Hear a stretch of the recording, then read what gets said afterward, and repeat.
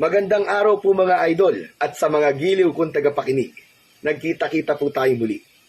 Ako po ang inyong Tito Blair. Sa araw po na ito, pakinggan po natin ang kwento ni Toti. Isang bata na naghangad na makuha ang mutya ng balete para maging proteksyon at magkaroon ng pagbabago ang buhay nila ng kanyang lola Saling. Subalit paano kung ang pagtataglay ng mutya ng balete ay magiging dahilan ng panganib sa kanilang buhay? Hahangarin niya pa kaya na makuha ito? At ano ang mga lihim na matutuklasan niya sa kabila ng pagkakaroon ng mutya ng balete? Sama-sama po nating alamin ang umaatikabong pakikipagsapalaran ni Toti laban sa mga kampon ng kadiliman na nais kunin sa kanya ang mutya. Subalit bago po ang lahat mga idol, huwag naman po natin kalimutan mag-subscribe at i-hit ang notification bell sa aking YouTube channel na The Voice Addict para sa mas marami pang makapigil hiningang kwentong aswang at katatakutan mula sa mundo ng kababalaghan. Simulan na po natin ang kwento. Naghuhugas si Toti ng platong pinagkainan nila ng kanyang lola Saling nang marinig niya ang malakas na pagtawag sa kanyang pangalan. Teka, ang kaibigan ko si Jerry yung tumatawag na yun ah. Bakit kaya? Nagmamadaling binanlawan ni Toti ang mga plato para puntahan ang kanyang kaibigan. Tumutulo pa ang tubig sa kanyang mga kamay nang labasin niya si Jerry. Bihira ka naman, no? Ano bang ginagawa mo? Kanina pa ako tumatawag sa'yo, tagal-tagal mo sumagot. Aba, muntik na ako magkaugat sa kakaintay sa'yo dito, Pards ah. Yun ang tawagan ng magkaibigang Toti at Jerry. Pards. Galing yun sa isang lumang pelikula na napanood nila at ginaya lang din nila. Ang OA mo naman, uugatin ka kagad. Wala pa ang 1 oras ka naghihintay dyan eh. Ano bang ginagawa mo kasi? Naghuhugas ako ng plato eh. Ayan nga oh, basa pa ang mga kamay ko. Kapag di ko kasi inugasan kagad yun, mababasto na naman ako ni Lola Saling. Ayoko na mangyari yun. Ang sakit kaya nung manghataw. Asan ba ang lola mo? Natutulog siya. Ang sarap nga ng tulog niya eh. Humihilik pa nga eh. Okay, amang tama. Pwede kang sumama sa akin. Saan? Sa bukid. Dun, sa may palayan ni Namang Paeng. Magpapalipad tayo ng saranggola. Ang lakas ng hangin dun. Uy, ayos. Gusto ko yan, Pards. Kaya lang wala pa akong saranggola eh. No problema. 2 yung ginawa kong saranggola. Tig-isa tayo. Ayos. Sige, sama ako sa'yo. Saglit lang, may kukunin lang ako sa loob.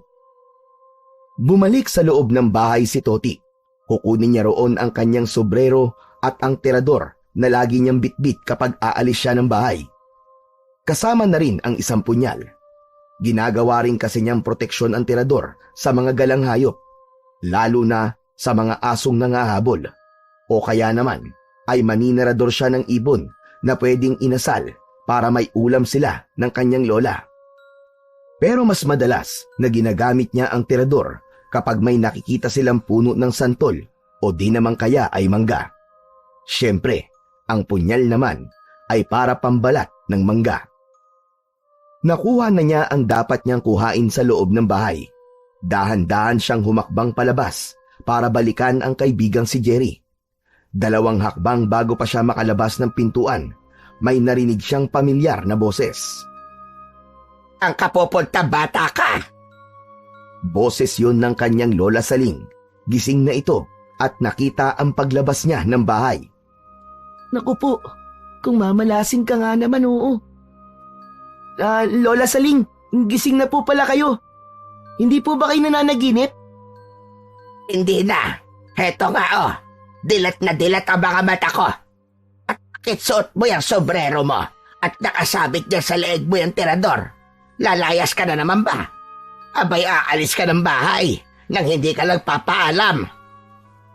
Lola Saling, magpapaalam naman po ako sa inyo eh. Kaya lang po, ang sarap po ng tulog nyo. Naghihilik pa nga po kayo kaya hindi ko na lang po kayo ginising. Eh ngayon, gising na ako. O kaya nga po magpapaalam na po ako sa inyo. Magsasaranggola lang po kami ni Jerry dun sa may palayan. Hindi ka aalis. Lola naman eh. Ang labo niyo naman. Gusto niyo magpapaalam ako kapag aalis. Tapos kapag magpapaalam naman po ako, hindi naman kayo pumapayag. Magsasayang ka lamang ng oras doon. Sa kahapon na, dito ka na lamang sa bahay. Saglit lang naman po kami ni Jerry. Saka Lola, naugasan ko na po yung mga platong pinagkainan natin. Tapos nilinis ko na rin po yung kusina. Yung alaga nating aso na si Mikmik, napakain ko na rin po. Kaya wala na po akong gagawin. Pwede na po ako maglaro. Sige na po Lola. Sandaling-sandali lang po kami. Hindi po kami magtatagal. Nakita ni Lola Saling ang pagmamakaawa ng apo para payagan siyang maglaro kasama ang kaibigan. Alam ni Lola Saling na mabait at masunurin si Toti. Hindi rin ito pasaway gaya ng ibang bata, kaya pumayag na lang ang matanda. Hay nako, sige na nga. Yay! Huwag kang magtatagal Umuwi ka din kagad. At saka huwag kayong lalayo. Baka mamaya'y maligaw kayo at paglaruan ng kung ano-anong maligno. Huwag po kayong mag-alala Lola. Uuwi din po kagad kami ni Jerry. Saka hindi po kami paglalaruan ng mga maligno. Takot lang po nun sa akin. Nako, huwag kang hambog dyan, Toti Baka mamaya marinig ka ng mga maligno. Mainis sa'yo. Hala, sige na. Puntahan mo na ang kaibigan mo sa labas at kanina ka pa tinatawag. Naiinip na yata. Sige po Lola Saling. Salamat po.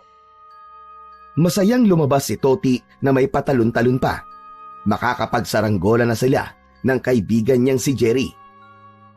O Pards, ang tagal mo naman. Pards, pasensya na Si Lola kasi nagising Kaya yun, nagpaalam pa ako. Ayaw nga akong payagan Buti, nagaan sa drama. Kaya okay na, payag na siya. Okay, ayos. Sige, tara na. Daanan na lang natin sa bahay namin yung saranggola na gagamitin natin. Bago nga tumuloy sa may palayan, kung saan magpapalipad ng saranggola ang magkaibigan, ay dumaan muna sila sa bahay ni na Jerry upang kunin ang saranggola. Teka, ano to? Di saranggola. Ha? Bakit ganito? Ang ganda nga, di ba? Astig ang pagkakagawa. Kakaiba. Kakaiba talaga. Kasi nga, parang aswang ang pagkakayari nitong saranggola mo. Yan ang tinatawag na style. Kami ng pinsan kong gumawa ng dalawang saranggola na yan. Kambal na saranggolang aswang. Kaya tiyak, mapapatingin ng mga tao kapag lumipad ang saranggolang yan. Dahil iisipin nila, parang may lumilipad na aswang. Oo nga no, kung sa bagay, mapapansin talaga to. Tara, doon na tayo sa palayan para mapalipad na natin itong saranggolang aswang. Dahil nga sa kakaibang pagkakayari ng saranggolang gamit ng dalawang bata, ay naging sentro ito ng atraksyon at inusisa ito ng iba pang bata na nagpapalipad din ng saranggola. Tuwang-tuwa ang mga taong naroon sa palayan nang mapalipad nila ang saranggolang aswang. Kakaiba talaga ito.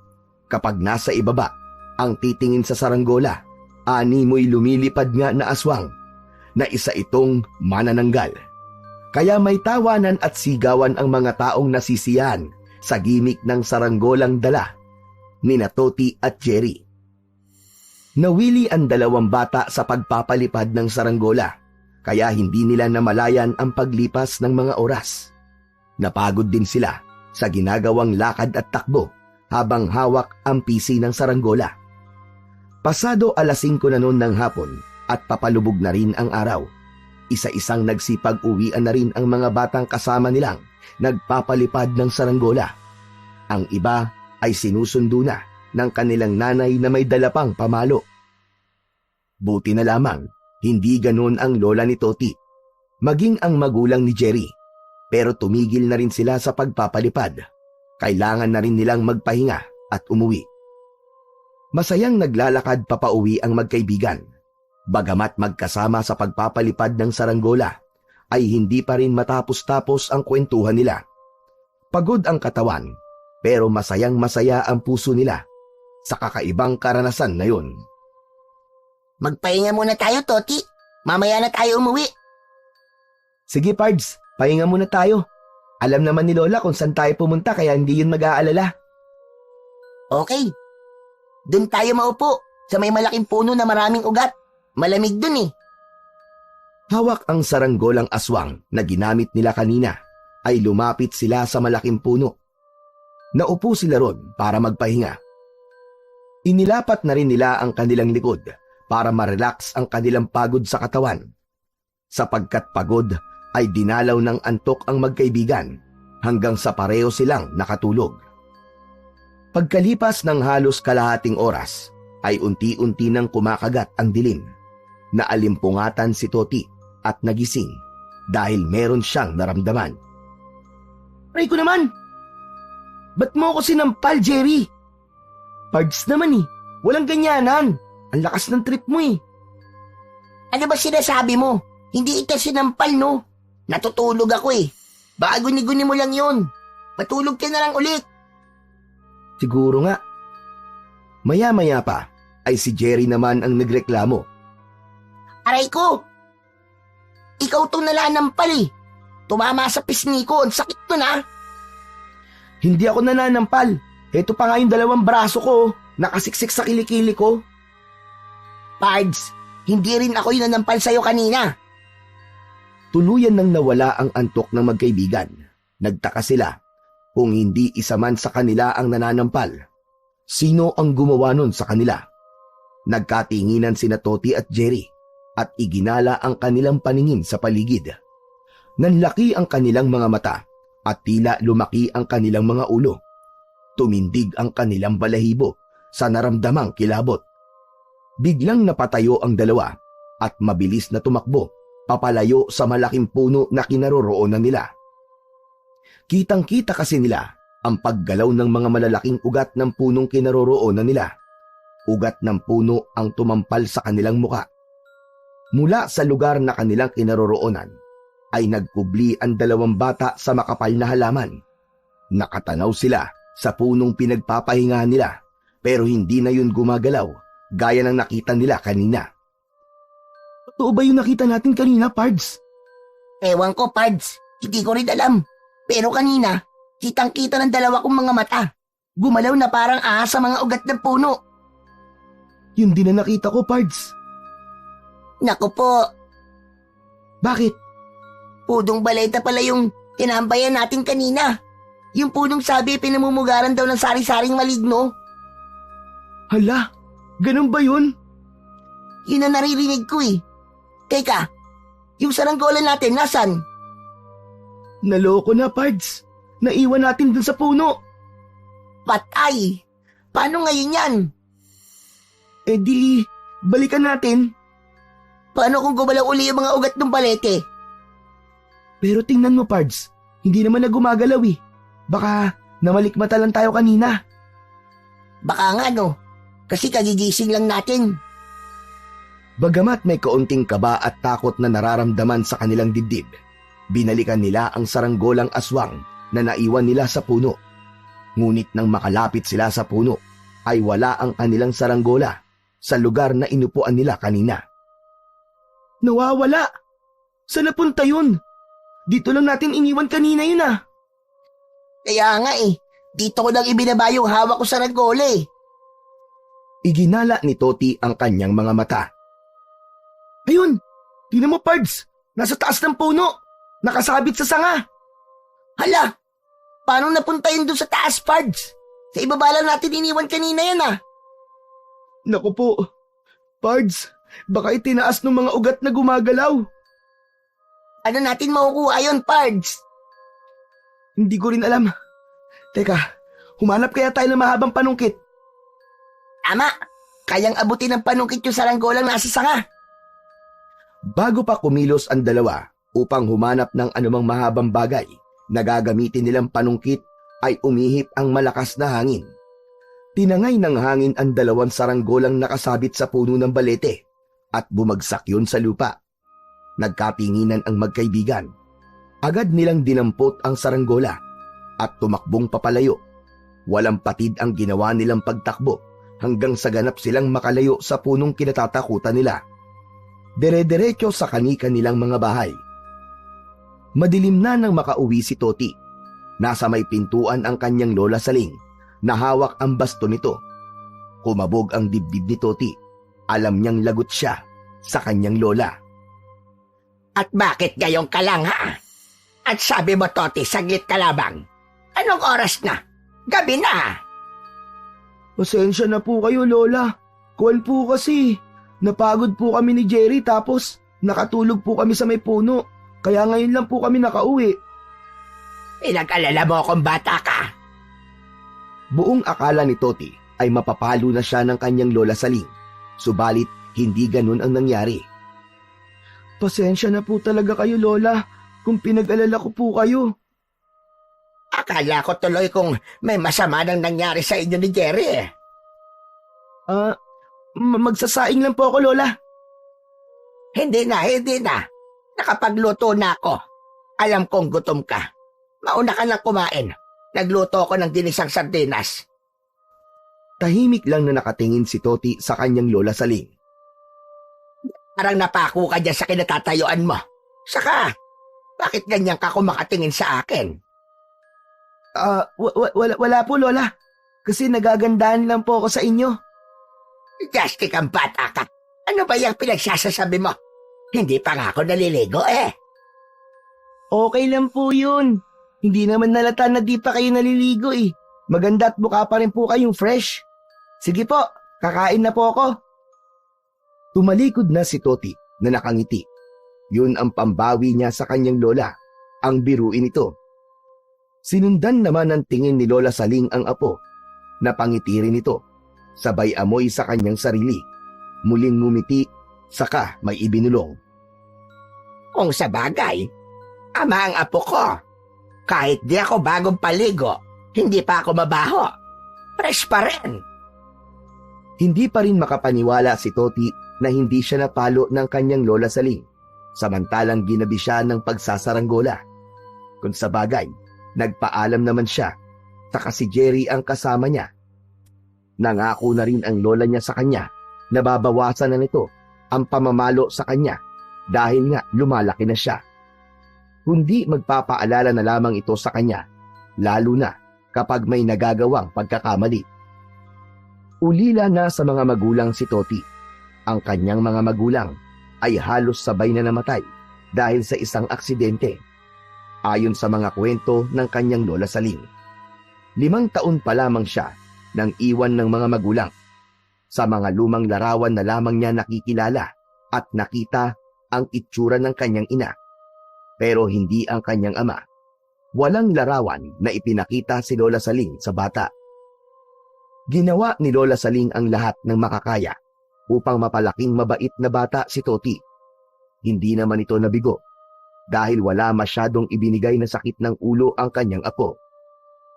Oras na noon ng pagtulog nang mapansin ni Lola Saling na hindi mapakali ang bata. Kilala niya si Toti. Malamang meron itong kailangan o merong gustong itanong. Hindi ka pa ba matutulog, apo? Bakit bumangon ka pa? Kuwan po kasi, Lola eh. Ano ba yon? May itatanong ka ba? Lola, huwag po kayong magagalit ha. Abay, bakit naman ako magagalit? Ano ba ang itatanong mong bata ka? Lola, ano po bang meron dun sa punong balete? Meron po ba kayong mga kwento tungkol sa puno na yon? Dapat kita nga. Ito naman na itanong. Punta ba kayo ni Jerry sa may punong balete? Natahimik si Toti.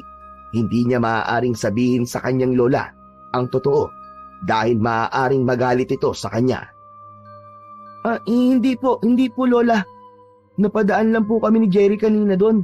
Tapos nakita po namin ang lalaki po ng mga ugat. Saka ang dami po. Para pong may kakaiba po sa puno na yun. Kaya nga maraming tao ang umiiwas sa punong yon. Dahil gaya ng sinabi mo, meron talagang kakaiba.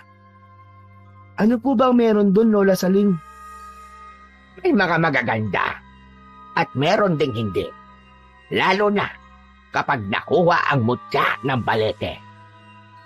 Mutya ng balete? Oo, apo. Nung bata pa ako, ay naikwento sa akin ng lolo ko ang tungkol sa bisa at kapangyarihan ng mutya ng balete. Ang sabi niya, kapag nakuha ang mutya ng balete, ay magbibigay ito ng swerte. Suwerte sa negosyo, sa buhay, sa pamilya at sa pag-asawa. Ayos po pala, Lola. Maganda po yun. Bukod doon, ay may bisa at kapangyarihan din itong kayang ibigay. Maaaring panlaban sa mga masasamang elemento, sa mga kampon ng kadiliman, sa aswang at kung ano pang kampon ng kasamaan. Ang astig po pala ng mutya ng balete, Lola. Maaari mo ring utusan at pasunurin ang mga nilalang na naninirahan sa puno ng balete dahil sa pagtataglay ng mutya na nanggaling sa puno. Lola, saan po ba naroon yung mutya na sinasabi nyo? Nakapaloob yon sa ugat ng puno. Ang dami pong ugat ng puno, Lola eh. Mahirap po makita yun. Kaya nga, maswerte ang makakakita nun. Pero ang sabi din ng lolo ko ay merong nakakaalam kung alin sa mga ugat nakatago ang mutya ng balete. Sino po? Ang bantay sa puno. At hindi ko alam kung anong klaseng nilalang yon. Siya dapat ay maging kaibigan. At kapag naging kaibigan na ito, sasabihin niya kung aling ugat ang kinaroroonan ng mutya. Naku po, mahirap din po pala. Tama ka, Apo. Pero meron ng mga sumubok. Yun nga lang kapag hindi nagtatagumpay, mas malala ang mangyayari. Ano po, Lola? Nagiging tulala. Nawawala sa katinuan. Hanggang sa tuluyang mabaliw. Katulad ng dating taga rito sa baryo natin na sumubok. Si Doming, nasiraan siya ng ulo. Hanggang sa nakita na lamang na lumulutang sa ilog. Nagpakamatay. Grabe naman. Yun ang sumpa ng balete. Kahit sino'y maaaring sumubok na hanapin ang mutya. Kaya lang kapag nabigo ka, may hindi magandang mangyayari sa'yo. Kaya nga ang iba, hindi na lang yun sinusubukang hanapin. Kaya po pala kahit maganda ang ibibigay na swerte at may kapangyarihan yun, wala nang sumusubok dahil takot silang mabaliw. Ganon na nga, Apo. Pero kapag natagpuan ang mutya, siya naman ang pinakamaswerte dahil lahat ng gustuhin niya ay matutupad. Magiging malakas at makapangyarihan pa siya. Saglit na natahimik si Toti dahil sa mga ikinuwento ng kanyang lola Saling. Dalawang bagay lang yun. Pwedeng totoo at pwedeng gawa-gawa at katang-isip lamang. Kaya lang, dahil sa nakita ni Jerry na gumalaw ang mga ugat ng puno, ay lumakas ang kutob ni Toti na may katotohanan ang tungkol sa mutya ng balete. Kaya naman, hindi halos makatulog si Toti ng gabing yun. Kapag ipinipikit niya ang kanyang mga mata, ay tila naririnig niya ang mga kwento ng kanyang lola tungkol sa balete. Sa murang isip niya, ay nagkaroon siya ng paghahangad na makita ang mutya, lalo na't puro magagandang bagay ang pwedeng mangyari kapag nakuha yun. Nang magkita ang magkaibigan, ay naibida ni Toti kay Jerry ang tungkol sa sinabi ng kanyang lola. Ang bihira. Naging pani ka naman eh. Anong pani? Paniwalain. Kasi bilib ka kagad sa sinabi ng lola Saling mo. Pards, ano ka ba? Di ba nakita natin yung nangyari dun sa ugat ng balete? Di tayo nananaginip nun ha? At naramdaman natin nang pinalo tayo ng ugat. Oo nga pala, no? Kaya nga, Pards, posibleng totoo yun. Gusto mo ng mutya? Pero ako, ayoko, Pards. Hindi ako interesado doon sa mutya na yun. Kasi naduduwag ka. Hindi Kasi nga ang alam ko, kapag nakuha mo yan, maraming tao makakalaban mo at pwede rin pati ang mga kampo ng kadiliman. Nako, hahantingin ka nila panigurado. Bakit naman? Kahit sila ay magkaka-interes na makuha yun sa'yo. Teka, oo nga no, hindi nasabi sa akin yun ni Lola. Baka nakalimutan lang. Kasi nga, baka tulad din yun ng mutya ng puno ng saging. Pambihira ang bisa at power na ibibigay ng mutya. Kaya kahit mga masasamang elemento, magkaka-interest din. Ibig lang sabihin, magugulo ang buhay mo, Pards. Ikaw ba? Gusto mo maging magulo ang buhay mo at mawalan ka ng katahimikan? Parang gusto nang magbago ang isip ni Toti. Hindi nga pala magiging madali yun. Lahat na lang magiging kalaban niya. Ang tanging magiging kakampi na lamang pala niya ay ang mutya at malamang yung mga maligno na naninirahan sa puno ng balete. Oh, ano nangyari sa'yo, Pards? Natahimik ka yata. Tama ka, Pards. Mahirap nga. Ang alin? Basta, Ang labo mo naman, Pards. Alam mo, mabuti pa. Maglaro na lang tayo. anong laro, Pards? Kahit ano. Sa susunod na lang, uuwi na lang ako. Baka hinahanap na ako ni Lola eh. Sige na nga. Pero sa susunod, magsaranggola ulit tayo ah. Sige, ayos sa akin yun. Pero wag na tayong tatambay dun sa puno ng balete. Ayoko nang lumapit dun. Kinikilabutan talaga ako dun eh. Hay nako, umiral na naman ang kaduwagan mo, Pards. Alam mo, Pards, hindi kaduwagan ang tawag doon. Nag-iingat lang. Baka mamaya, kainin tayo ng punong yun eh. Walang bibig ang puno, Pards. E paano kung biglang bumuka ang mga ugat, tapos lunukin tayo? Hanip ka talaga kung ano-anong iniisip mo. Kasi nga, mahiwaga ang punong yun. Maraming pwedeng mangyari, hindi natin alam. Kaya mabuti pa, mag-ingat na lang tayo. Yun din ang sabi sa akin ni nanay eh. Mag-iingat daw palagi sa punong yun. O sige na, Pards, kung ayaw mo maglaro tayo, uuwi na rin muna ako. Nauna nang lumakad si Jerry upang umuwi. Nang makalayo na ang kaibigan niya, hindi maipaliwanag ni Toti pero tila may humihila sa kanyang mga paa. Hinayaan niya yon. Sumunod na lamang siya sa kung saan patungo ang kanyang bawat pagakbang. Napanganga siya nang makita niyang papunta sa punong balete ang direksyon na binabagtas niya. Teka lang, bakit papunta ako sa punong balete? Tsaka, parang may tumutulak sa paa ko, papunta sa puno. Pilit na nilalabanan ni Toti ang kanyang mga paa. Wari nakikipagpambuno siya sa kanyang mga paa upang wag tuluyang makalapit sa puno. Kaya lang, may kung anong puwersang tumutulak sa kanya papalapit doon. Mga ilang dipa na lamang at nasa tabi na siya ng puno. Subalit may narinig siyang tumawag sa kanyang pangalan. Toti! Toti! Tinawag siya ni Joaquin na nagtataka. Mang Joaquin, kayo po pala. Si Joaquin ay isang panday sa kanilang lugar. Gumagawa ito ng mga itak, espada, asarol, sapatos ng kabayo at iba pang gamit pansaka na yari sa bakal.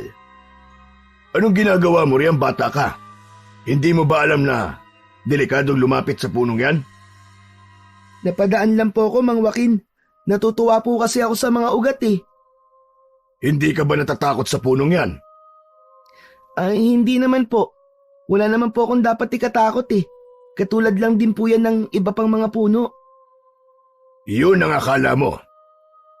Dapat, hindi ka basta-basta lumalapit dyan. Tila nagmamalasakit si Joaquin sa bata, subalit ang katotohanan ay may ibang dahilan yun. Kayo po ba? Hindi po kayo natatakot sa balete? Ako? Naku, hindi. Saka, kaya ko ng sarili ko. Pero sa mga gaya mong isang paslit, hindi mo pa kaya ang pwedeng mangyari sa'yo. Ganun po ba? Sige na, umuwi ka na sa inyo at hinahanap ka na ng lola saling mo. Hinahanap po ako? Oo, kanina nasalubong ko siya. Itinanong ka nga niya sa akin eh. Yung pala, nandito ka lang sa may puno ng balete. Sige po, uuwi na po ako. Umuwi na si Toti. Tama nga si Joaquin. Hinahanap na siya ng kanyang lola na kanina pa nag-aalala sa kanya. Saka may gawaing bahay pa rin kasi siyang hindi pa natatapos. Kailangan niya ng sumalok ng tubig dahil wala nang laman ang kanilang tapayan. Kaya agad niyang kinuha ang timba upang pumunta sa balon at sumalok ng tubig. Balon pa ang kanilang pinagkukunan ng tubig. Puro pangako lang kasi ang kanilang kapitan na magpapagawa ng poso ng tubig. Pero ilang taon na ang lumipas, ngunit wala pa rin. Kaya nagtsatsaga na ang mga nakatira sa baryo para sumalok sa balon. Samantala, umuwi na rin si Joaquin at binalikan ang kanyang trabaho sa Pandayan. Naroon at kanina pa naghihintay ang kanyang kaibigang si Ferdy. Nagpunta nga pala kanina si Mang Istong. Tinatanong niya kung tapos po nang gawin yung sapatos ng kanyang kabayo. Hindi pa. Marami kasi akong inasikaso nito mga nakaraang araw eh. Sabi ko, bumalik na siya bukas eh. Saan pala, Perdi? Kanina nakita ko yung batang si Toti. Naroon, sa may punong balete. Anong ginagawa niya ron? Hindi ko rin alam eh. Iba ang kutob ko sa batang yon. Pati ba naman bata pinaghihinalaan mo? Iba kasi ang batang yon, Ferdi. Iniisip mo bang interesado siya sa mutya ng balete? Posible, di ba? Alam naman kaya niya tungkol doon. Pwede. Baka narinig niya o may nagkwento sa kanya. Baka ang lola niya. Kung ganun pala, hindi tayo dapat magpakampante. Tama ka. Dahil walang sino man pwede makakuha ng mutya na yon. Kundi ako lamang. Para sa akin lamang yon. Oo naman. Kailangan ko yung Perdi. Dahil malaking bagay yon para sa gaya nating mga aswang. Kapag nasa akin ang mutya, magiging mas malakas tayo. Kakatakutan ang ating pagkaaswang. Walang nilalang na pwedeng kumalaban sa atin. At lahat ng pwede nating hangarin ay makukuha natin. Mas magiging madali para pagharian natin ang mga aswang gabunan sa kahit na anong lugar. Magpaparami tayo ng lahi. At ikaw rin ang tatanghaling hari ng mga aswang kapag taglay mo mutya ng balete. Pero syempre, ako magiging kanang kamay mo, Joaquin. Oo naman. Kaya hindi maaaring mapunta kung kanino man ang mutya na yon. Lalo na sa isang bubwit na katulad ni Toti. Delikado tayo sa kanya. Kapag napunta yon sa batang yon, baka katapusan na rin ng mga aswang gabunan. Syempre, hindi natin hahayaan na mangyari yun. Tayo ang hahadlang para di yun makuha ng kahit na sino. At dahil nga pinagdududahan mo ang batang si Toti, dapat siguro ngayon pa lang, mapigilan na natin siya. Iyan din ang naisip ko, Perdi. Kaya kailangan meron tayong gawin sa kanya. Madilim na ang paligid nang matapos si Toti sa kanyang mga gawain sa bahay. Nag-aasikaso na ang kanyang lola Saling sa kusina. Nagsaing na ito at niluto na rin ang isdang binili sa tinderang naglako ng isda. Paksiw na tulingan sa kamyas ang uulamin nila. Masarap magluto ng paksiw ang kanyang lola Saling. Bukod sa pinatuyong kamyas na sangkap, ay may iba't iba pang pangsahog na inilalagay ang kanyang lola Saling. Dahil maaga rin silang naghahapunan, kaya bago pa sumapit ang 8:00 ng gabi, ay naghahanda na sila sa pagtulog ng kanyang lola Saling. Pero pagkalapat ng katawan ng kanyang lola sa banig, ay agad itong nakatulog. Sa labas ng bahay, ay nagsimula ng magbigay ng liwanag ang buwan. Mula sa kadiliman, ay may iniluwa ito. Isang nilalang na marahang gumagapang patungo sa kubo ni na Lola Saling. Nang makalapit sa kubo ito, ay huminto ang naturang nilalang. Tumingin sa maliwanag na buwan, kasunod ang mahinang atungal. Lola! Lola! Lola Saling! Tinapik-tapik ni Toti ang kanyang Lola Saling na malapit lang sa kanyang hinihigaan, pero hindi nagising ang kanyang lola. Kaya upang matiyak na magigising yon, ay kinagat niya ang isang daliri ng kanyang lola. Aray ko! Aray ko, anak ng 7 kalabaw! Aray, sino ba yan? Pwe! Lola, ang baho po pala ng paa nyo. Ang pangit ng lasa. Aray ko! Litik kang bata ka. Bakit mo kinagat ang daliri ko sa paa? Ang sarap po kasi ng tulog nyo eh. Kanina ko pa po kayo ginigising. Bakit ba yon? Ano ba problema mo? Masakit ba ang tiyan mo? Abay, lumabas ka na at ibuga mo na yan sa damuhan. Hindi po masakit ang tiyan ko, Lola. Saka hindi po ako pwedeng lumabas. Lola, pakinggan niyo po mabuti. May kung anong meron po sa labas ng kubo natin. Narinig ng matanda ang ingay at ungol mula sa labas. Ungol mula sa kung anong hayop. Teka lang, sisilip lang ako sa siwang dito sa dingding. Sumilip ang matandang babae sa dingding. Nalintikan na. May langgugulo na naman. Akala ko'y wala na sila. Ano pong nakita niyo, Lola Saling? Aswang. May aswang sa labas ng kubo. Po? Bakit po? Sino pong pinuntahan ng aswang? Tayo po ba? Ano pong gusto niya sa atin, Lola? Hindi ko rin alam, Apo. Pwedeng gutom lang yan. Sandali lang, Apo. Ano pong gagawin niyo, Lola Saling? Yung tirador mo. Akin na. Kailangan ko yan. Heto po, Lola. Lagi ko pong katabihan sa higaan eh. Kumuha ka ng bawang doon sa kusina. Bilisan mo. Agad na sumunod si Toti sa utos ng kanyang lola. Lola, heto na po ang bawang. Titiradorin ko ang aswang na yan. Lola, ako na lang po kaya. Masasintado po ako. Saka medyo malabo na po ang mata niyo, baka hindi niyo po tamaan. Ay, oo nga pala, no? Sige, mabuti pa nga. Ikaw na lang ang tumirador. Bahagyang binuksan ni Toti ang bintana. Kitang-kita niya ang aswang na tila nag-aabang sa labas ng kubo. Nagbabantay ang aswang. Sige lang, tumambay ka pa riyan. Sapul ka dito sa tirador ko. 1, 2, 3. Yun! Sapul!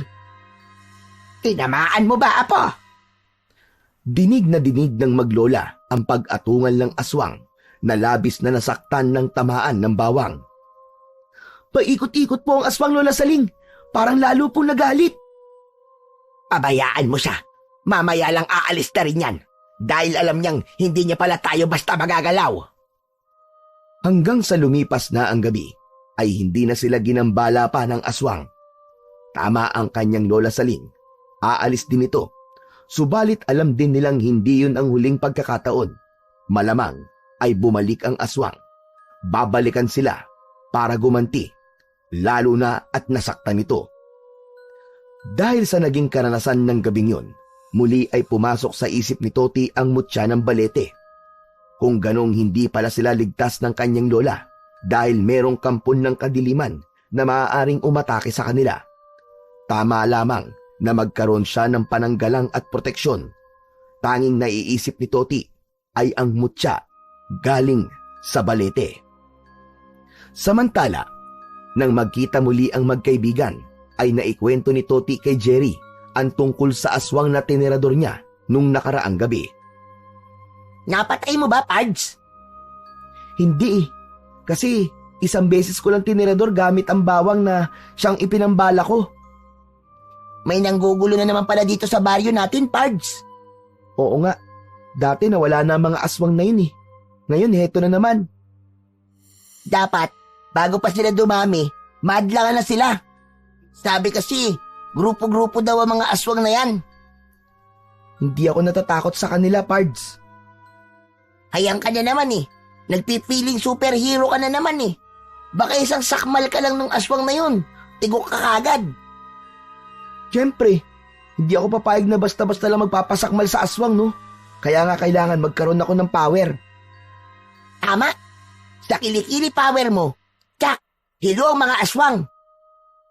Pards, ang sama mo naman kabanding eh. Hindi ganun ang gusto kong sabihin, kundi yung power na di nila ako basta matatalo. Alam ko na ang ibig mong sabihin, Pards. Yung mutya ng balete, no?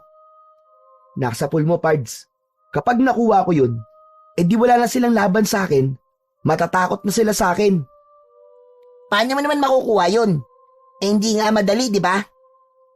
Kaya nga nag-iisip ako kung paano ko makukuha yun.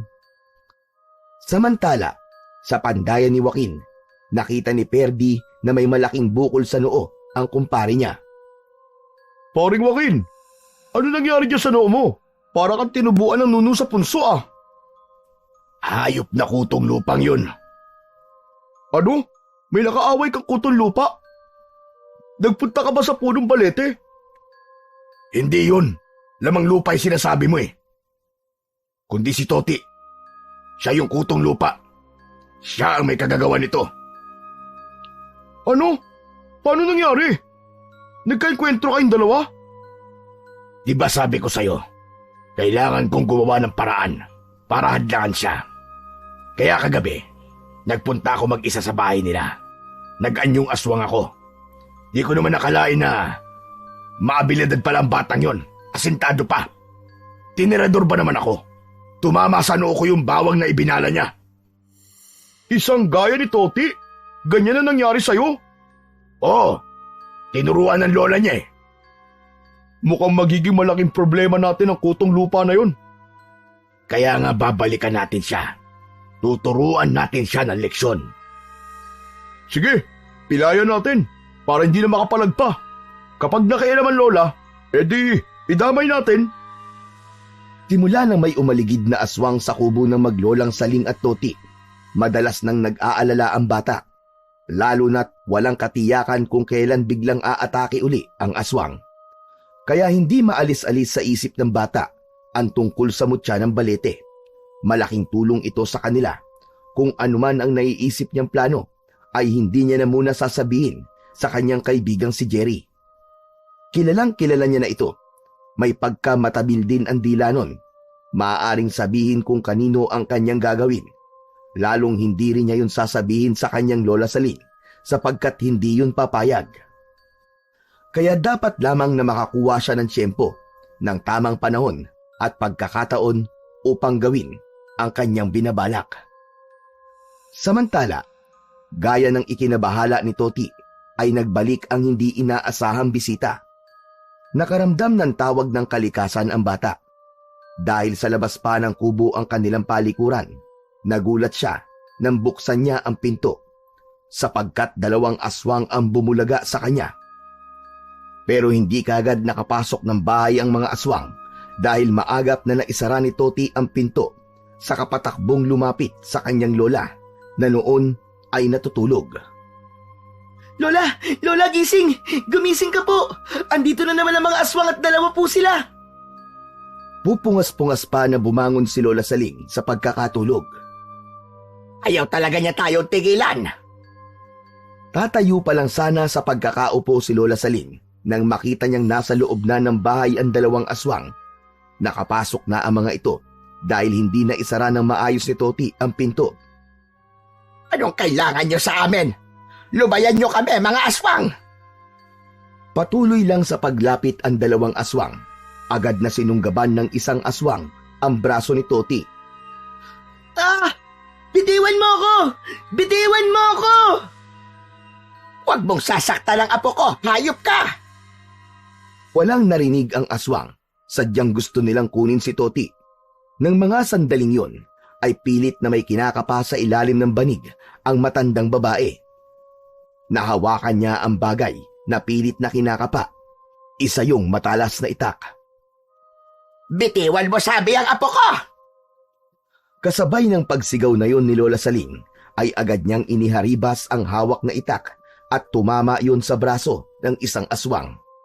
Hindi man naputol ang braso nito, pero malaki ang naiwang sugat. Nagkikikisay at nagwawala ang sugatang aswang. Agad namang umatake ang isang aswang kay Lola Saling, kaya nabitiwan nito si Toti. Agad na sinakmal ang leeg ng matanda. Nabitiwan ni Lola Saling ang hawak na itak.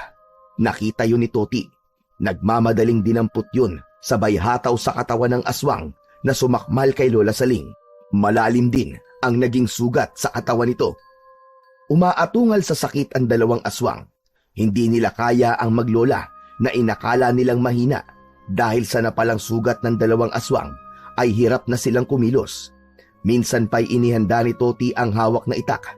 Nagmamadali namang kumilos ang 2 aswang at agad na lumabas ng kubo.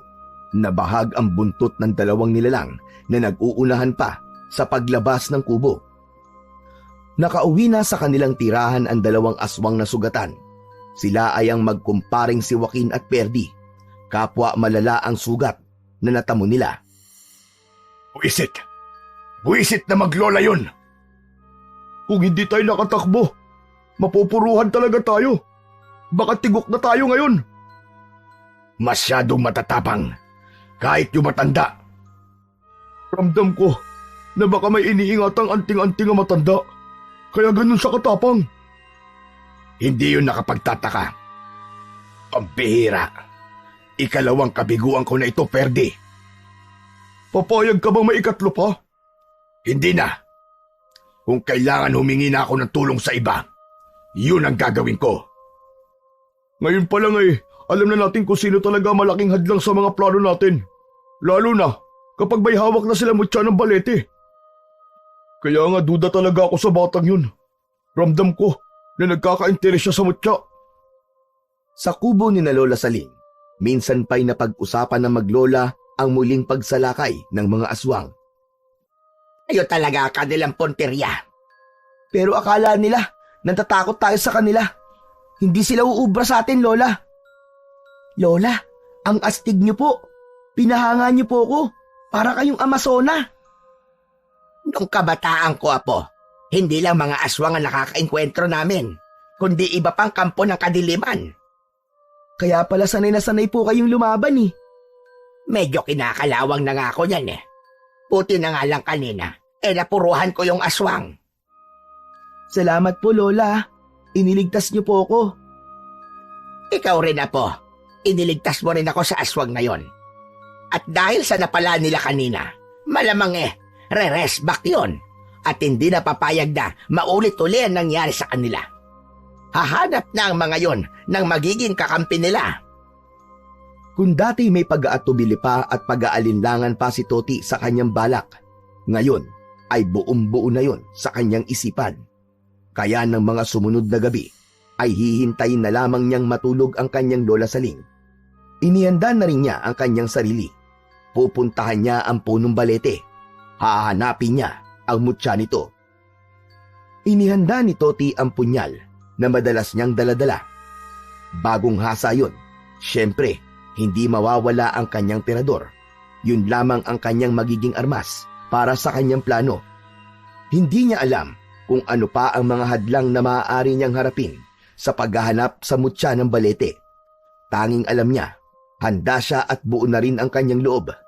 Gagawin niya yun para sa kaligtasan nila ng kanyang Lola Saling at sa magandang buhay na pangarap niya.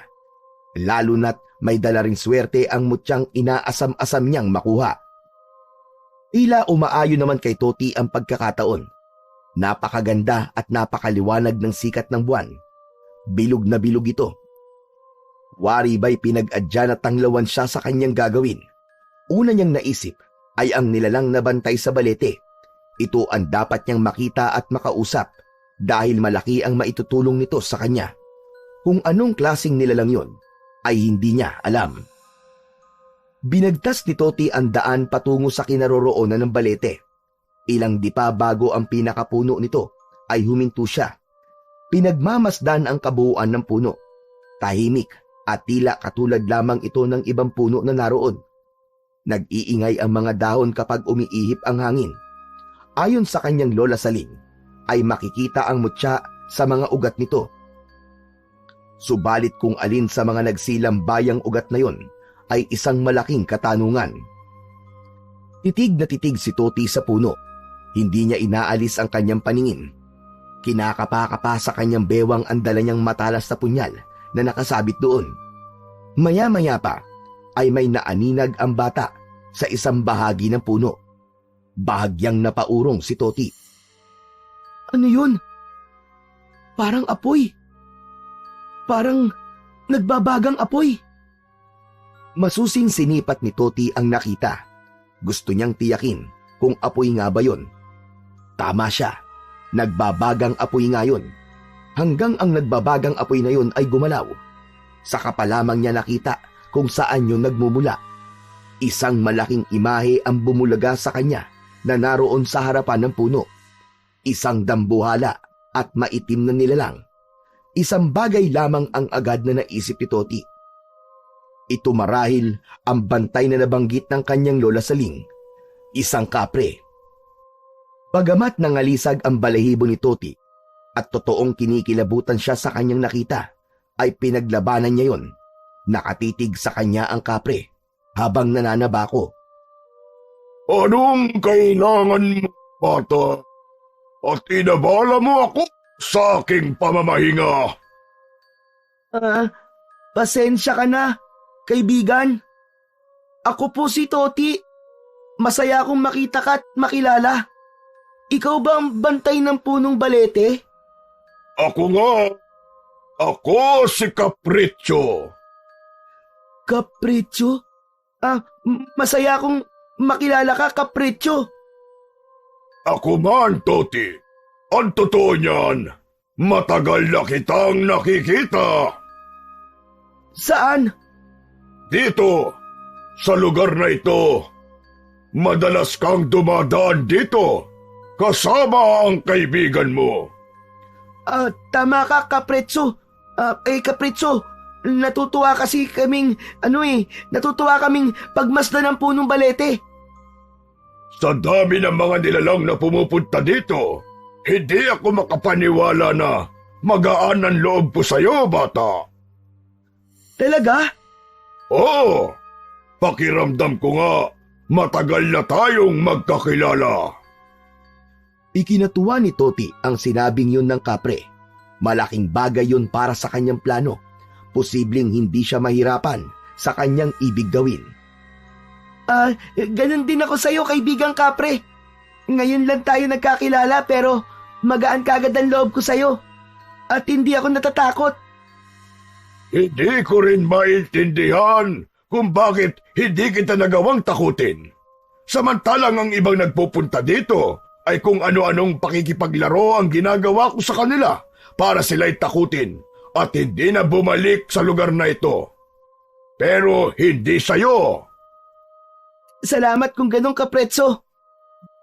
Alam kong hindi ka pupunta dito ng walang dahilan, Toti. Ramdam ko kung anong pakay mo. Ha? Alam mo? Oo! Dahil iisang bagay lang ang dahilan ng pagpunta rito ng iba't ibang nilalang. Ang mutya ng punong aking binabantayan. Oo, Capriccio, tama ka. Pasensya ka na. Gusto ko lang kasing makuha yun para sa aking lola. Ibig ko mabigyan siya ng magandang buhay bago man lang siya mamula sa mundong ito. Saka, para mailigtas na rin kami sa panganib. Hindi ko talaga alam, Toti. Ang alin?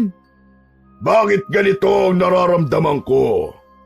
Naawa ko sa iyo, bata, at napakagaan ng loob ko. Merong kakaiba sa iyong bata ka. Hindi ko lamang mawari. Yung tungkol sa mutya ng balete. Maaari mo ba akong tulungan, kaibigan? Para hanapin yun? Oo, pero sakaling ituro ko yun, hindi pa rin magiging madali para makuha mo ng ganong kadali yun. Anong ibig mo sabihin? Merong nilalang naaagaw nito kapag hawak mo na at kailangan mo silang magapi. Nakahanda ako. Pero wala kang dapat ipag-alala dahil tutulungan kita, batang aking kaibigan. Sa narinig ni Toti na salitang batang kaibigan na binanggit ng kapre, ay tila may lumundag sa puso niya. Ramdam niyang meron siyang kakampi at hindi siya nito pababayaan, gaya ng ipinangako. Lumapit si Toti sa puno ng balete at ginabayan pa siya ng kapre kung aling ugat ang dapat niyang hiwain upang mapalitaw doon ang mutya na hinahanap. Kaya naman walang kahirap-hirap na agad ay nakita nito ang isang bato na may 3 kulay, itim, pula at puti. Yun na nga ang mutya ng balete. Kumislap pa ito nang makita ni Toti mula sa loob ng malaking ugat na kanyang hiniwa gamit ang hawak na punyal.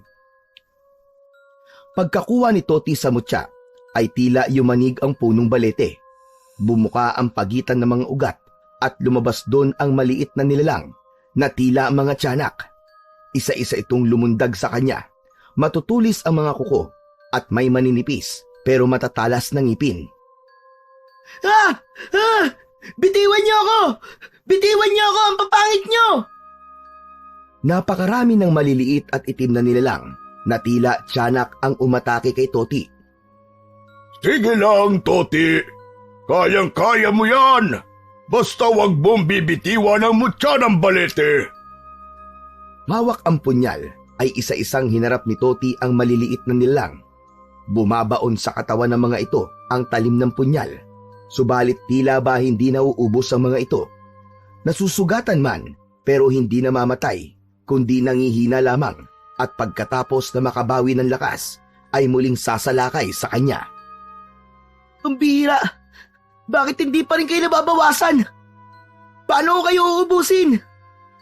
Ang punyal na hawak mo, Toti, itarak mo sa katawan ng balete. Bilisan mo! Bakit ka, Pretyo? Gawin mo na lamang ang sinasabi ko sa'yo.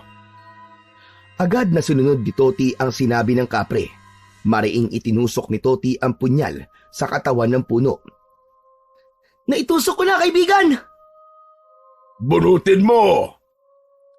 Matigas at hirap si Toti sa pagbunot ng itinusok niyang punyal. Naipon na sa katawan niya ang maliliit na nilalang. Saglit pa ay naging magaan na ang pagbunot ni Toti sa punyal na nakatusok sa puno ng balete. Ganun na lamang ang pagtataka niya nang makitang humaba na tila espada ang punyal. Ito ang ginamit niya para atakihin ang maliliit na nilalang. Nahahati ang katawan ng bawat nilalang na tamaan ng hawak niyang espada. Kasunod ay ang pagkatunaw nito kapag bumabagsak sa lupa.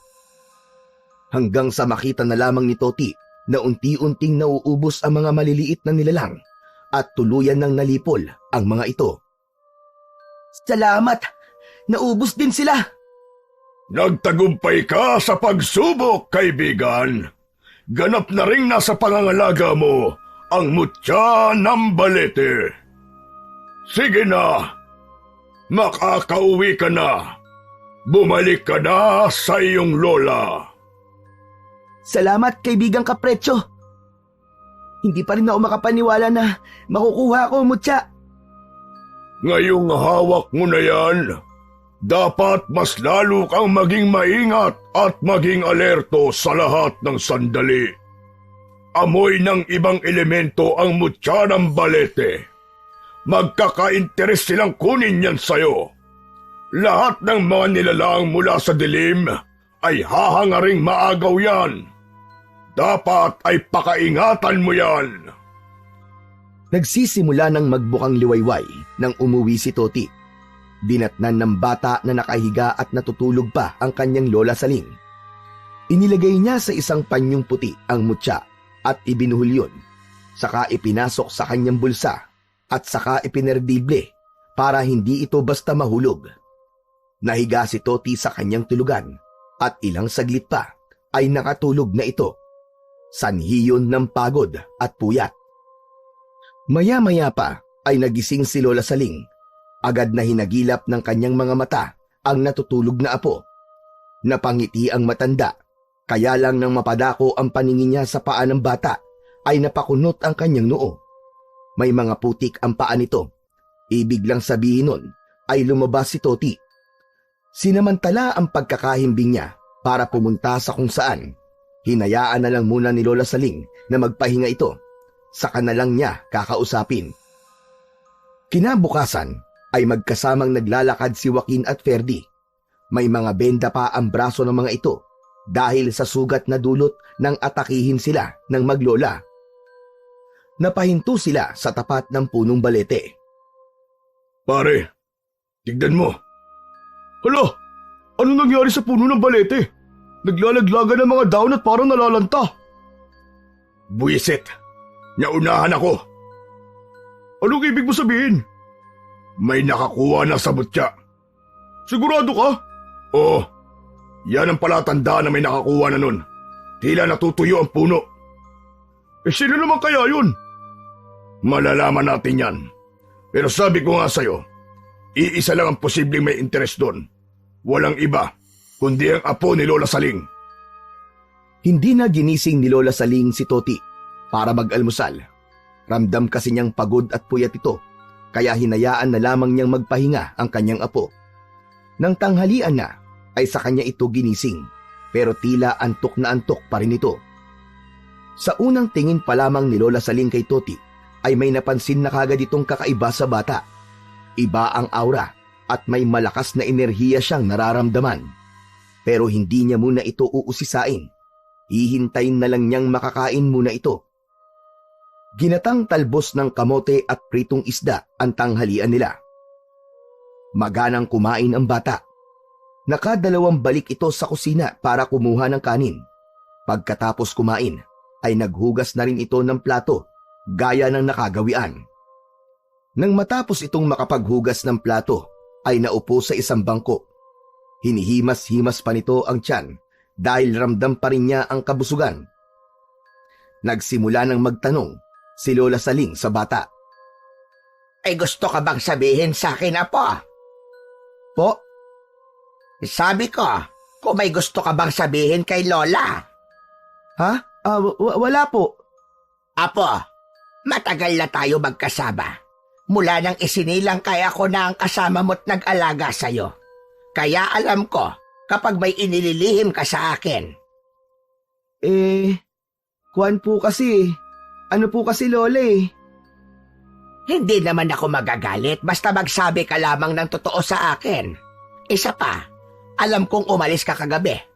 Hindi magkakaila ang mga mapuputik mo mga paa nang matulog ka. Kalimutan mo maghugas. Naku, pasensya na po kayo, Lola. Ang totoo po niyan meron po akong pinuntahan kagabi. Sinasabi ko na nga ba eh.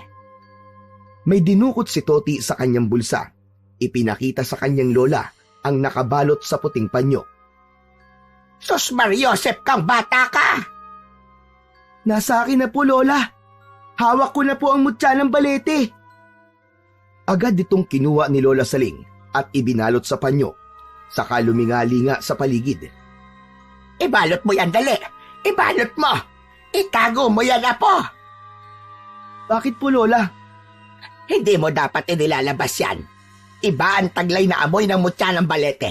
Madaling naaamoy yan ng ibang elemento. Hahangarin nilang maagaw yan sa'yo. Pero Lola, hindi po nila tumaukuha sa akin. Abay, dapat lang. Hindi rin po ako makapaniwala, Lola Saling, sa nangyari kagabi. Dahil madali ko lang po nakuha ang mutya. Ang bantay po na sinasabi nyo, isa palang kapre. Hindi niya po ako sinaktan. Naging kaibigan ko pa nga po siya eh. Kaprecho po ang pangalan niya. Hindi kanya pinagbawalan para makuha ang mutya. Hindi po, Lola. Kundi tinulungan niya pa po ako. Itinuro niya po sa akin kung saan ugat ko po makukuha ang mutya. Saka sabi niya po, magaan daw po ang loob niya sa akin. Hindi nga daw po siya makapaniwala bakit parang matagal niya na raw po akong kakilala. Bakit po kaya ganun ang sinabi ng kapre? Natahimik si Lola Saling. Meron siyang naalala. Nagtataka naman na nakatingin sa kanya si Toti. Lola, bakit po? Wala, Apo ko. Saka, nung makita ko po yung kapre, saglit lang po ako natakot sa kanya tapos parang naging komportable na po akong kausap siya. Siguro dahil naging mabait siya sa'yo. Yun nga po ang ipinagtataka ko eh. Bakit mabait po sa akin ang bantay ng puno ng balete? Hindi na sumagot pa ang lola ni Toti, bagamat iba ang kutob niya sa mga sinabi ng bata. Samantala, nais makatiyak ni Joaquin at Ferdy tungkol sa kanilang hinala. Kaya nagmanman ang dalawa. Nagtungo sila sa lugar na malapit sa bahay ng maglola. Nagsisimula ng dumilim nun. Nakita nila na tila may kakaiba sa paligid ng bahay ng maglola. Tama nga ang kutob natin. Hawak nga ni Toti ang mutya. Paano mo natiyak? Tignan mo. May malalaking bato at katawan ng patay na puno na nagkalat malapit sa bahay nila. Dati naman wala ang mga yan. Oo nga no. Ano ba ang mga yun? Mga nilalang dilim ang mga yan. Iba't ibang uri ng masasamang elemento na nais kunin din ang mutya. Mamaya lang, magbabago ang anyo ng mga yan para umatake kay Toti. Kung ganun, hindi lang tayo may interes na kunin yun, kundi iba pang nilalang. Ganun na nga, pero hindi muna tayo makikipagsabayan sa mga yan. Hahayaan muna natin sila ang mauna. Saka nalaman tayo kapag naubos na ang mga yan. Unang gabi yun, nataglay ni Toti ang mutya ng balete. Magpapahinga na sana ang maglola nang biglang umuga ang kanilang kubo. Lola Saling, ano po nangyayari? Lumilindol, Apo. Lola, palakas po ng palakas. Bumangon ka dyan. Talian mo. Doon tayo sa labas ng bahay at baka magiba itong kubo natin. Nagmamadaling bumangon si Toti at Lola Saling para lumabas ng kubo. Subalit paglabas nila ay gano'n na lang ang panghihilakbot ng matandang babae. Hindi rin makapaniwala si Toti dahil sa iba't ibang nilalang na tumambad sa kanila. Mga iba't ibang elemento ng dilim, ang mga ito pala ang umuuga ng kanilang kubo. Lola, mga iba't ibang maligno at halimaw. Ito na nga ba ang sinasabi ko, Apo? Dahil yan sa mutya na nakuha mo, inatake tayo ng iba't ibang uri ng nilalang para kunin yan sa'yo. Hindi nila to basta makukuha sa akin, Lola. Tumakbo papasok ng bahay si Toti. Meron siyang kukunin na nakalimutan niyang dalhin. Agad niyang kinuha ang kanyang punyal at ang tirador. Samantalang ang mutya, nahanap ng iba't ibang maligno at nilalang ng dilim, ay namamalagi sa kanyang suot na short. Nakabalot sa puting panyo at nakaperdible, kaya hindi ito basta-basta mawawala. Hindi ako natatakot sa inyo. Kahit sino pa kayo, haharapin ko kayong lahat. Pag-iingat ka, Apo. Sari-sari ang mga malignong nasa harap ni Toti. Nakakatakot ang itsura. Lahat sila'y nanlilisik at namumula ang mga mata.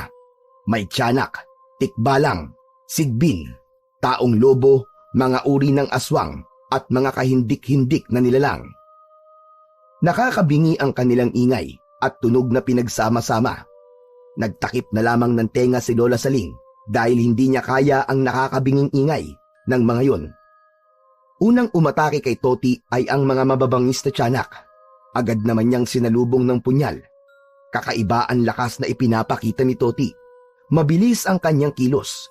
Nagagawa niyang lumundag ng mataas. Tumatalsik ang dugo ng mga tiyanak na nasusugatan ng kanyang hawak na punyal.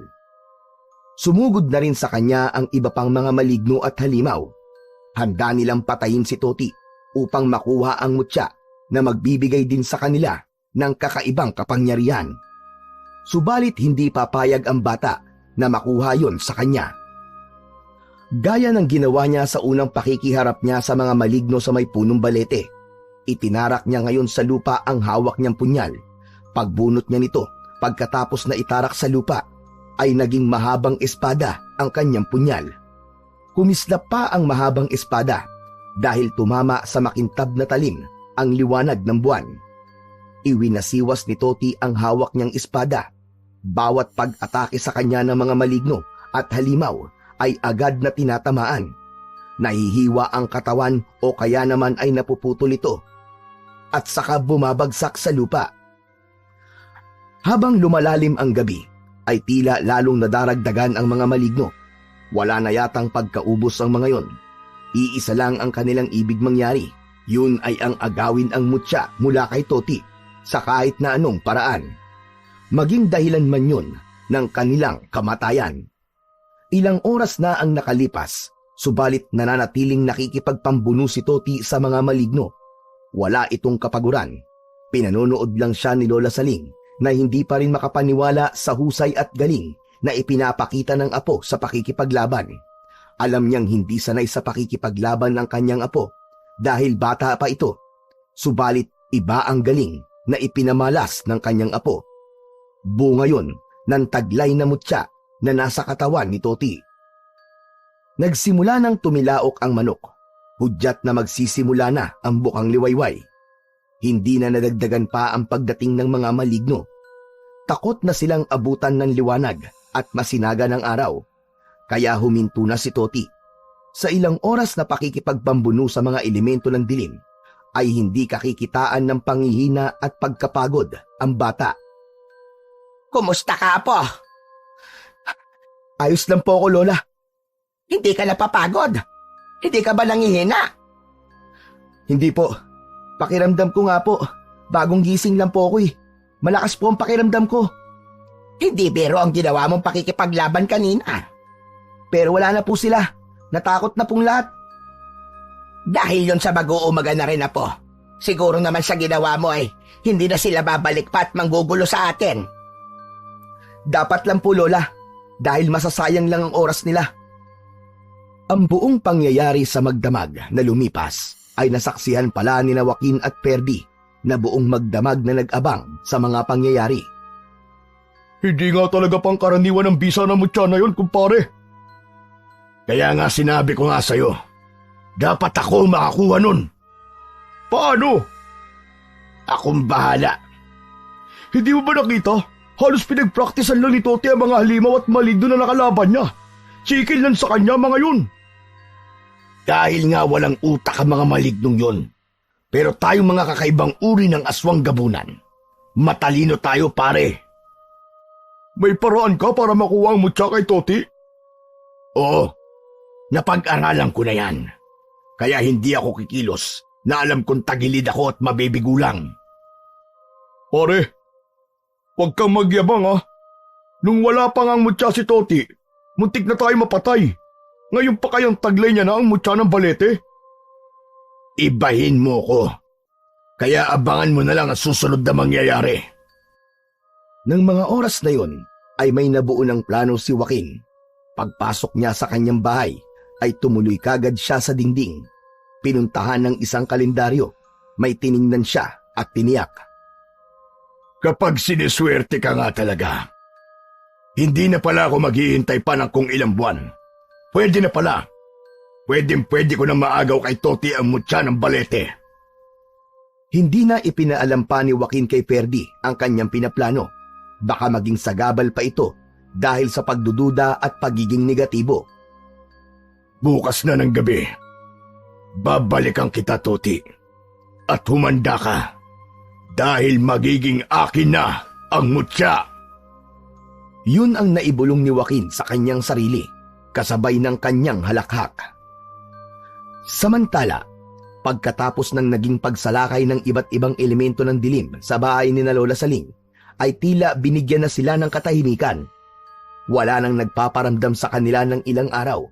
Subalit sa gabing yun, may magbabalik para muli ay guluhin ang maglola. Ang plano ni Lola Saling ay lilipat muna sila ng tirahan. Sa ibang lugar na pupuntahan nila ay makakapagsimula sila ng bagong buhay. Masusubukan na rin ang iba pang bisa ng mutya. Dahil nga hindi lang yun pangontra sa mga maligno, kundi mainam din itong pampaswerte sa buhay. Nais ni Lola Saling na magsimula sila ng konting pagkakakitaan upang magkaroon ng pagbabago ang kanilang buhay. Kaya lamang ay hindi pumayag si Toti. Para sa bata, kahit hindi na sila umalis ay pwedeng mangyari ang magandang kapalaran sa kanila sapagkat naniniwala siya sa bisa ng mutya. Magpapahinga na sana ang maglola ng gabing yon nang may marinig silang tila kung anong nasa itaas ng kanilang bubong. Lola, mukhang nagsisimula na naman silang manggulo. Naramdaman ko nga na may kung anong dumapo sa bubong nitong kubo natin. Ay naramdamang tila usok ang maglola mula sa kaliwang bahagi ng kanilang kubo. Naknang, gabing-gabi na ay may nagsisiga pa. Sino kayang damuho yung nagsisiga na yon? Dito po sa bahay natin patungo ang usok, Lola. Dito po itinataboy ng hangin. Ang baho ng usok. May kung anong inilagay sa sunog na siga. Nangihina ako, Apo. Nangihina ako. Ako rin po, Lola Saling. Nakakahilo po ang amoy ng usok. Sabi ko na nga ba, maiisahan ko rin kayo. Lalo ka na, batang bubuit. Ha? Aswang! Anong kailangan mo sa amin? Kailangan mo pa bang itanong yan? Umalis ka na, bago pa may masamang mangyari sa'yo. Oh, anong ginagawa mo? Harapin mo na ang aswang, madali ka! Nangihina ako, Lola Saling. Hindi gumagana ang bisa ng mutya. Abay, bakit ganon? Ibigay mo sa akin ang mutya, Toti. Huwag mo nang hintayin na magkasakitan pa tayo bago mo ibigay yan sa akin. Hindi ko to ibibigay sa'yo kahit ano pang mangyari. Lalo na sa isang masamang aswang na katulad mo. Pahihirapan mo lamang ang iyong sarili. Bigat na bigat ang katawan ni Toti.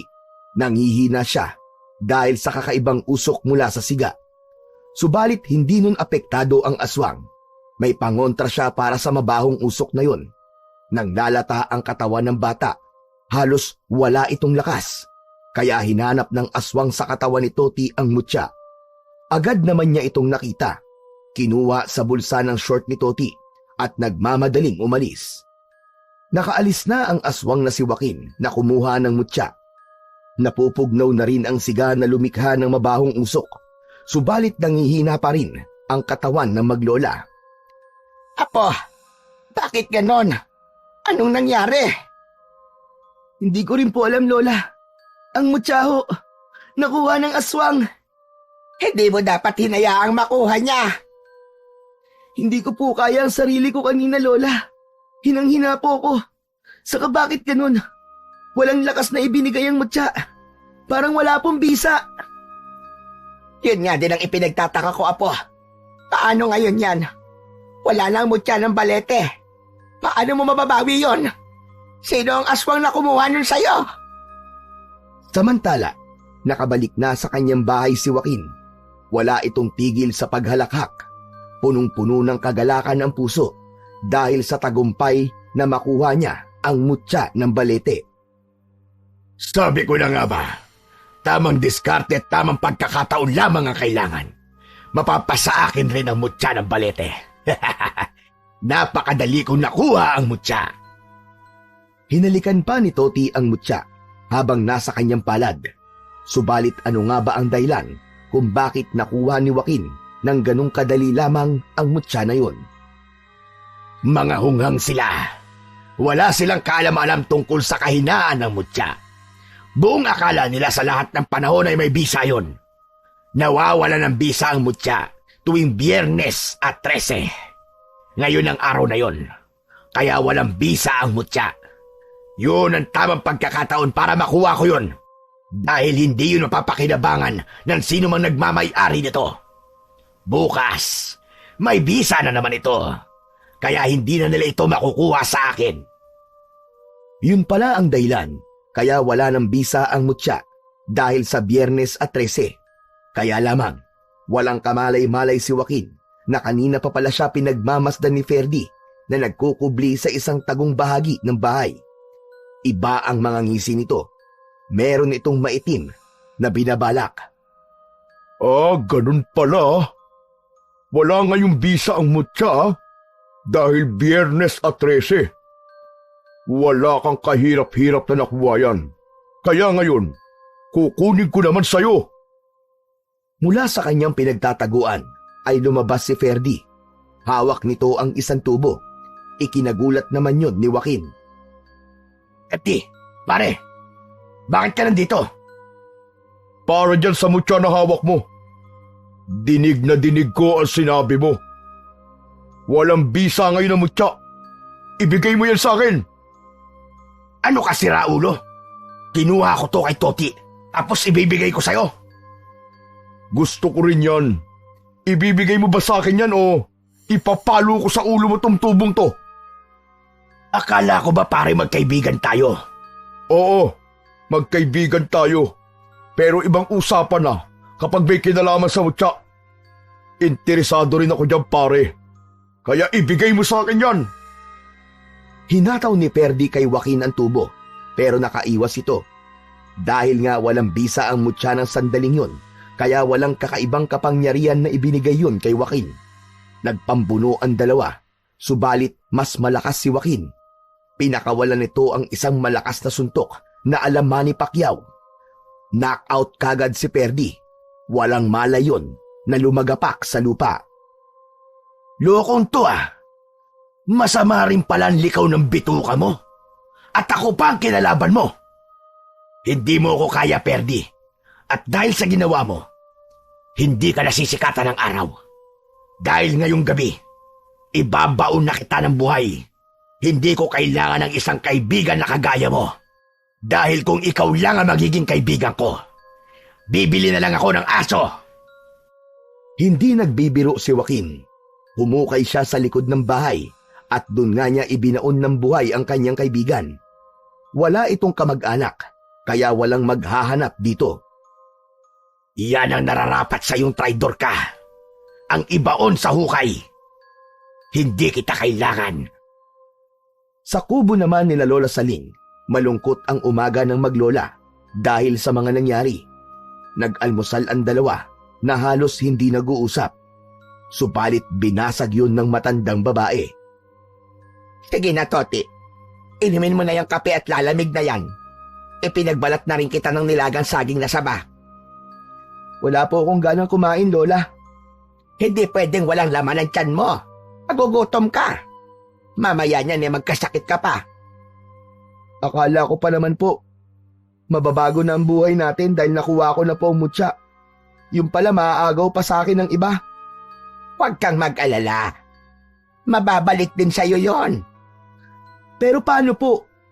Hindi nga po natin alam kung sino yung aswang na kumuha ng mutya eh.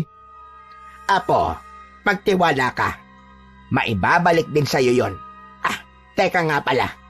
Kung bumalik ka kaya sa puno ng balete, humingi ka ng tulong sa bantay. Kay Kaprezzo? Doon po sa kapre? Oo. May maitutulong siya sa'yo. Sasamahan pa kita. Okay lang po sa inyo, Lola? Hindi po kayo matatakot kay Kaprezzo? Sabi ko naman sa'yo, hindi ba? Bakit naman ako matatakot sa kanya? Naging kaibigan mo nga siya. Yan nang sumapit ang hapon na nag-aagaw na ang dilim at liwanag, ay nagpunta sa puno ng balete ang maglola. Hindi naman nabigo ang mga ito dahil agad na nagpakita sa dalawa ang bantay sa puno ng balete. Nagbalik ka, Toti! At may kasama ka pa! Kaibigang Kaprezzo. Siya ang Lola Saling ko. Kilala kita, Saling! Kilala mo ko? Abay, oo naman. Hindi ako maaaring magkamali. Natatandaan kita. Siguro nga nakita mo na ako dati. Dahil taga rito rin ako. Pero may mahalaga kaming sadya sa iyo ng apo ko. Nakuha sa kanya ang mutya. Isang aswang ang kumuha. Tama nga ang hinala ko. Napunta sa iba ang mutya. Naramdaman ko yun kagabi. Dahil sa pagyanig ng puno ng balete, masamang nilalang ang nakakuha sa kanya. Kaya nga dapat yung maibalik sa aking apo. Pero nagtataka ako. Bakit nakuha yung kagabi at hindi nagkaroon ng bisa? Walang ibinigay na lakas sa apo ko. Yun ay marahil kagabi ang sandali ng panghihina at pamamahinga ng mutya. Kaya wala itong bisa. Sinamantala yun ang nilalang na kumuha kay Toti. Kaya pala. Pero ngayon, nagbalik na ang bisa nun. Tulungan mo kami, kaibigang Kaprezzo, para mabawi ang mutya na yon. Huwag kayong mag-alala. Gagawin ko yun. Tutulungan ko kayo. Dahil nga hindi ko maaaring pabayaan ang batang kasama mo. Hindi ko may paliwanag. Napakagaan talaga ng loob ko sa kanya. Bakit nga ba talagang pamilyar ka sa akin, Lola Saling? Naaalala ko na. Ikaw ngayon, ang matandang babae na tumulong kay Vanessa. Vanessa? Abay, oo. Kilala ko siya. Lola Saling, yun ang pangalan ng nanay ko. Ano ka mo? Nanay mo si Vanessa? Anak nga sa ni Vanessa, kaibigang Kaprezzo. Si Vanessa ang babaeng kinupkop at tinulungan ko na nakita ko sa ilog. Nagdadalang tao siya noon. 2 buwan. Dahil naawa ko sa kanya, kinupkop ko siya hanggang sa mga anak. At si Toti ang sanggol na iniluwal niya. Kaya pala. Kaya ano? Kaya pala, napakagaan ng loob ko sa batang yan. At ngayon ko lang nalaman na nagdadalang tao pala noon si Vanessa. Anong ibig mong sabihin? Hindi naman sa pagano. Siya ang babaeng minahal ko. May mga pagkakataon na nagagawa ng isang kapre na maging normal na tao. Kaya nagkakilala kami ni Vanessa. Subalit lumayo siya sa akin nang ipaalam ko sa kanya ang tunay kong pagkatao. Hindi niya matanggap na isa kong kapre, na isang maligno. Nagbunga ang inyong pagmamahalan, ganon ba? Tama ka. Itinago niya sa akin yun. At ngayon, malinaw na sa akin ang lahat. Lola, ang ibig po bang sabihin? Tatay ko si Caprecho? Oo, Toti. Ako nga ang iyong ama. Pero Lola Saling, ang sabi mo'y namatay sa aksidente ang mga magulang ko. Patawarin mo ako, Apo. Ginawa ko lamang yon para hindi ka na magtanong ng kung ano-ano. Hindi ko naman nakalain na darating ang ganitong pagkakataon na mabubunyag ang sekreto na yon. Wala kang dapat ikasama ng loob sa iyong lola, Toti. Ginawa lamang niya kung ano ang alam niya tama. Hindi po sumasama ang loob ko kay Lola. Naiintindihan ko po siya. Ngayong malinaw na sa atin ang lahat, mas lalo mong dapat tulungan ng aking apo. Anak mo siya. Sariling dugo at laman. Oo, dahil siya ang tunay na dapat magmay-ari ng mutya ng balete. Kaya ako ang bahala. Babawiin natin ang mutya sa sino mang kumuha nun. Alam ko kung saan natin siya makikita. Maaamoy ko ang mutya, kaya matutuntun natin kung nasaan siya. Sa kabilang dako, naghahanda ng gabing yun si Joaquin. Unang pagkakataon na taglay niya ang mutya. Siya ngayon ang magiging pinakamalakas na aswang gabunan dahil sa pagtataglay ng mutya ng balete. Isasabit ko tong mutya sa aking leeg. Ngayon, walang sino man ang makakahadlang sa akin. Lilipunin ko ang iba't ibang uri ng aswang. Dahil kaming mga aswang gabunan lamang ang dapat na matira. Kahit mga maligno ay uubusin ko at ako rin ang magiging pinakamayaman sa lugar na ito. Sa pamamagitan ng mutya ay kukunin ko lahat ng kayamanan ng mga tao. Ako ang tatanghaling pinakamalakas at pinakamayaman na. Luluhod silang lahat sa akin at kakatakutan nila ako. Isang kaibangan ang binabalak mo, aswang. Ha? Isang kapre? Anong kailangan mo sa akin? Isa ka rin ba sa mga malignong gustong umagaw ng mutya? Kukunin ko lamang ang hindi para sa'yo. Sa akin na ito ngayon. Ako na ang Panginoon ng mutya. Huwag kang magkakamali. Baka hindi mo kilala ang gusto mong bangkain. Taglay ko ang mutya ng balete. Kaya wala kang magagawa. Kahit ikaw pa ang pinakamalakas na kapre. Ikaw pa lamang, Joaquin, ang nagdakaw ng mutya sa akin. Hoy! Narito ka rin palang bubwit ka. Pati na rin ikaw, Aling Saling. Oh! Dahil babawiin namin ang mutya na kinuha mo. Kahit magsama-sama pa kayo, wala kayong magagawa. Dahil sa akin na ito ngayon, ako ang siyang makikinabang sa mutya ng balete. Biglang nagbago ang anyo ni Joaquin. Naging aswang gabunan ito. Isang aswang na nasa anyo ng pinagsamang hayop at tao. Subalit makikita ang kakaibang lakas at kakisigan. Sige lang, lumapit ka sa akin, kapre, para makita mo kung ano ang iyong hinahanap. Hindi natakot ang kapre sa aswang gabunan na si Joaquin. Agad na dinakma nito ang leeg ng kaharap. Nagpapapalag ito. Bitiwan mo ako! Walang hiya ka! Bakit ganun? Hindi ko kayang labanan ang lakas mo! Kayong nasa akin ang mutya! Dahil nagkamali ka ng akala mo, ako ang bantay sa mutya na taglay mo. Kaya ngayong nakalapit na ako sa'yo, sa akin nagkaroon ng bisa ang mutya at hindi sa'yo. Sapagkat ako pa rin ang kinikilalang kakampi ng mutya ng Balete. Kaya kukunin ko yan sa'yo sa ayaw at sa gusto mo. Hinigpitan ng kapre ang pagkakasakal kay Joaquin. Kinuha nito ang mutya na nakasabit sa leeg ng aswang, saka inihagis kay Toti. Toti anak, kunin mo ito para sa iyo ang mutya. Ikaw na ang bahala sa hambog na aswang na ito. Sinalo ni Toti ang mutya ng Balete na inihagis ng kapreng ama. Pagkadikit nun sa katawan ng bata, ay ibang lakas ang agad na naramdaman nito. Gamit ang kanyang punyal na laging dala ni Toti, ay inatake niya ang aswang. Matindi ang galit na nararamdaman nito sa aswang.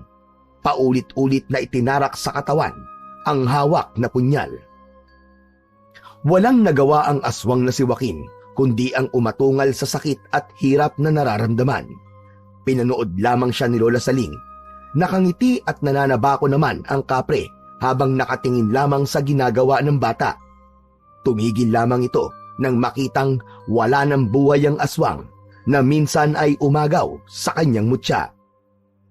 Wala na ang aswang na may masamang tangka kay Toti. Nabawi na rin dito ang mutya na sadyang nakalaan para sa kanya. Naging buo na rin ang pagkatao ng bata dahil nalaman na niya ang totoo at natanggap niya ang katotohanan. Sadyang sa kanya nakalaan ang mutya ng Balete dahil anak siya ng bantay nito na isang kapre. Si Toti, ang tunay at dapat nagmamay-ari nito. Ngayon nga, sa tulong ng mutya, ay nakatitiyak na ang pagbabago sa buhay ng maglola.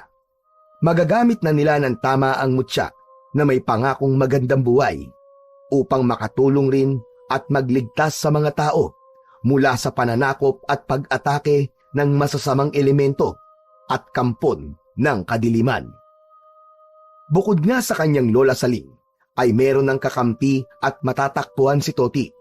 Yun ay ang kanyang ama, isang kapre na nagbabantay sa kanya na buong puso niyang tinanggap ang katauhan. Bawat isa sa atin ay may nakatakdang kapalaran. Kung anumang meron tayo ay maaari nating gamitin para sa ating ikabubuti at sa kaligtasan at kapayapaan ng iba at hindi para sa ikapapahamak ng ating kapwa-tao.